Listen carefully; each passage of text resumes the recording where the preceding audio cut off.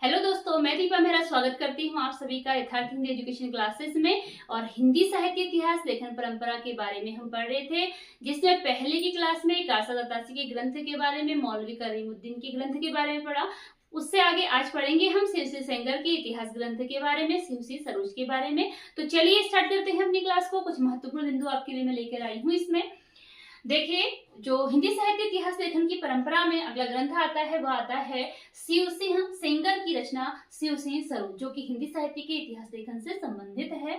तो इस ग्रंथ में कुल मिलाकर 1003 भाषा कवियों का हमें विवरण मिलता है। कुल मिलाकर 1003 भाषा कवियों का इसमें वर्णन मिलता है। और इसी से यह क्या था कि इसके बाद के जो इतिहासकार थे उनके लिए एक आधार ग्रंथ भी रहा। तो यह ग्रंथ आगे चलकर बाद के इतिहासकारों के लिए भी आधार ग्रंथ रहा। इसमें देखिए, अब आपको यहाँ पर दिख रहा है लगभग 1000 और 838 और 1003, है ना। तो यहाँ पर बात हो रही है, माना जाता है कि 1003 भाषा कवियों का, लेकिन कुछ कवि, कुछ विद्वान इसमें 838 भी मानते हैं और कुछ के आधार पर 1003 माना गया है। लेकिन जब हम इसे मान सकते हैं लगभग 1000, इसमें कुल कवियों का जो विवरण मिलता है वो लगभग 1000 के माना जाता है। अगर कभी आपके पास ये ऑप्शन नहीं होता है तो आप इसे लगभग 1000 मानेंगे। ठीक है, अगर मान लीजिए कि क्वेश्चन आता है वहां पर ऑप्शन में 1003 नहीं होता है तो उसकी जगह पर इसे लगभग 1000 माना जाएगा। और पहले ये एक बार क्वेश्चन में आया भी है कॉम्पिटिटिव एग्जाम में, जहां पर 1000 लगभग 1000 के समकक्ष से रखा है इसमें कवियों की संख्या को। अगला पॉइंट है 1883 ईस्वी में नवल किशोर प्रेस लखनऊ से यह प्रकाशित हुआ। 1883 ईस्वी इसका प्रकाशन वर्ष है। इसी के साथ आगे देखिए 1878 ईस्वी प्रथम और त्रुटिपूर्ण लिखा हुआ है। तो जो पहला प्रकाशन था इसका 1878 ईस्वी में हुआ था, लेकिन वह त्रुटिपूर्ण रहा था, वह प्रकाशन त्रुटिपूर्ण रहा था। वास्तविक प्रकाशन इसका 1883 ईस्वी ही माना जाता है। हो सकता है कहीं पर आपको 1878 भी देखने के लिए मिल जाए, इसीलिए कंफ्यूजन ना हो, मैंने यह भी यहाँ पर ऐड कर दिया है, क्योंकि यह प्रकाशन त्रुटिपूर्ण रहा था। इसके लिए इसके बाद जब इसका प्रकाशन हुआ तो 1883 ईस्वी का प्रकाशन ही इसका वास्तविक प्रकाशन माना जाता है।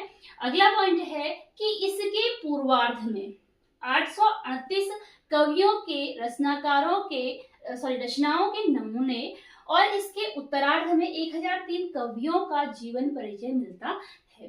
तो इसमें कवियों की संख्या में कंफ्यूजन होने का कारण आपको यहाँ पर समझ में आ गया होगा कि क्या है, क्योंकि इसमें जो कवियों की रचनाएं हैं 838 कवियों की रचनाओं का वर्णन मिलता है, लेकिन कवियों के अगर जीवन परिचय की बात करें तो वह 1003 कवियों के जीवन का परिचय इसमें मिलता है। ठीक है, तो उत्पूर्वार्ध का मतलब कि जो ग्रंथ है उसके पहले के भाग में 838 कवि और उसके पीछे के भाग में जो है वह 1003 कवियों का वर्णन यहाँ पर मिलता है, जीवन परिचय मिलता है और यहाँ पर कवियों की रचनाओं के नमूने मिलते हैं।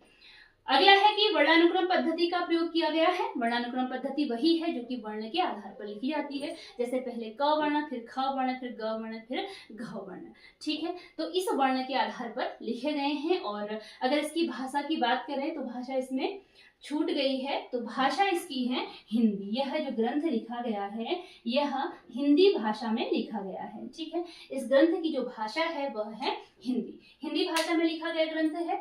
और वर्णानुक्रम पद्धति का इसमें प्रयोग किया गया है, जबकि नामकरण और काल विभाजन का प्रयास नहीं है। इसमें ना तो नामकरण किया गया है, ना तो किसी काल को विशेष नाम दिया गया है और ना ही इसका विभाजन किया गया है। ठीक है, नामकरण और काल विभाजन का इसमें हमें कोई प्रयास नहीं मिलता है।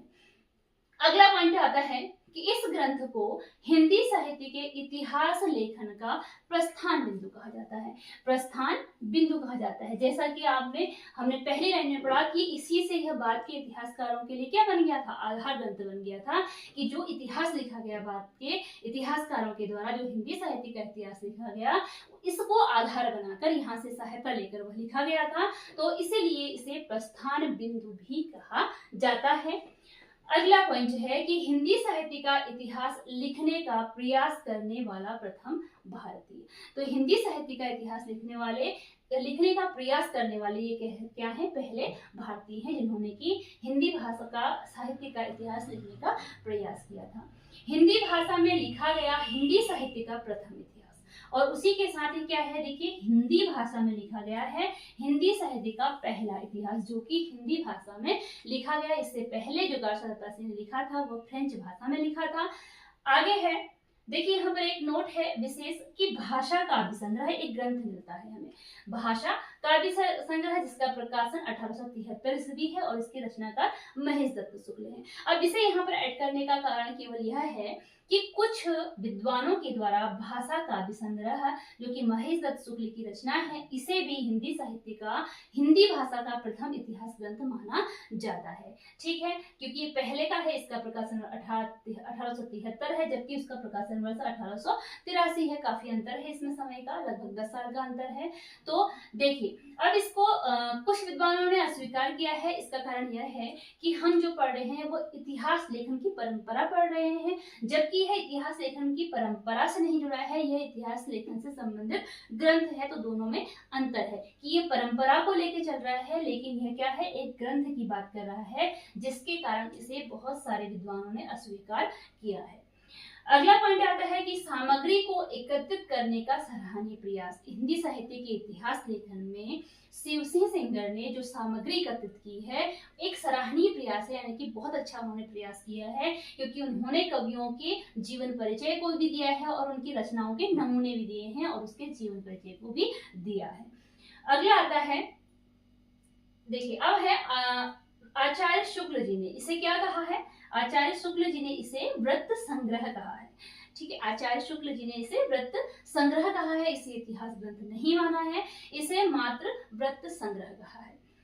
आगे है कि आदिकाल का प्रारंभ, इन्होंने आदिकाल का प्रारंभ माना है 770 से।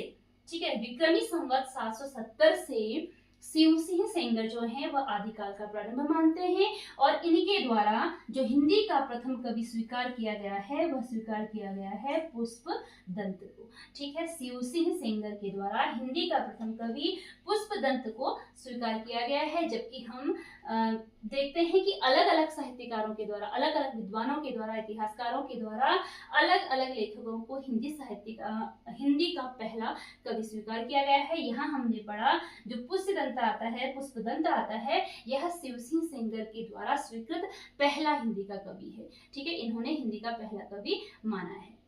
तो इसी के साथ आज की यह वीडियो यहीं पर एंड होती है। मिलते हैं अगले वीडियो में कुछ आगे के टॉपिक लेकर, आगे के इतिहास ग्रंथ लेकर।